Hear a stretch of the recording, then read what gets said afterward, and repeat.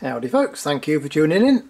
And today I'm having a look at the Hawke Nature Trek 8x42 binoculars, the slightly bigger version of the 8x32 that I looked at in a recent video. And been around a little while now, the Nature Treks, and that, you know, nowadays they maybe get overlooked when people are talking about the HDX and the EDX and the APO, but considering they're a few years old, these in various guises, and they are silver coated prisms rather than dielectric coated prisms, no HD, no ED glass or anything like that, but in this price range, which is currently under £150, it's amazing how many people come to our optics weekends and they look through them and they don't need to look through anything else. They say these will do the job, you know, they're ideal for what they need, and they do tick an awful lot of boxes.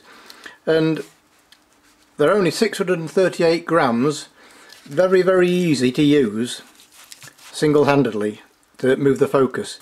And on the subject of the focus, it's around about 2 meters or just over, I would say, close focus, and approximately 1.5 turns from close focus to infinity. But for most use, for mid-distance, it'll be like half a turn, so very easy to use single-handed. And the diopter is also very easy to use, even when the eye cups are twisted down in the down position. And so we'll stay on the eye cups. They are twist tight in 2 stages. Plenty of eye relief there with them twisted down for spectacles. I tested them with my own glasses on and I easily got a full field of view. The rubber eye cups themselves, they're solid but curved where your eyes touch them, and that means that they feel very comfortable if you put your eyes up against them. So handling wise, as I mentioned, only 638 grams, and when you hold them you've got the tripod strap connector there, and because they're slightly longer body than the 8x32, your hands don't actually go over the top of that, and so that's not an issue at all. I think it's the HDX binoculars, they stand out a little bit more, but just something for you to test while you're trying them out. And while I tried these out, one of the first things I noticed was how good these are in low light conditions considering the price range. And just testing them a few minutes ago, looking down the back garden behind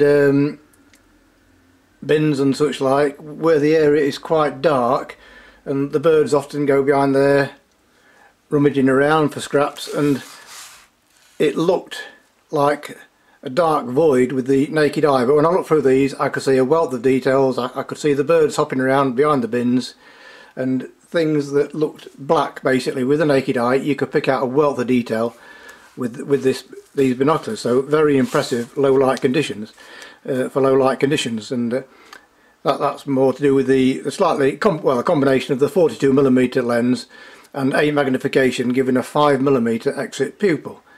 And so other things to look out for, it's at 7.4 degrees, it's not as wide a field of view both visually and the apparent field of view as something like the HDX, but again these are priced accordingly, and 7.4 degrees, that's plenty wide enough field of view for most people.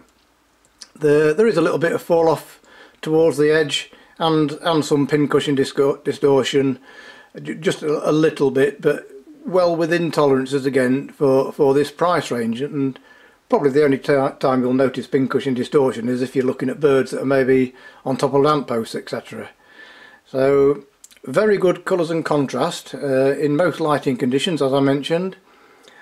Not ED glass, so there is chromatic aberration or colour fringing, and I noticed that even in low contrast subjects I could just pick out a little bit of chromatic aberration, but again very minimal amounts. It only stands out really when you're looking at high contrast subjects.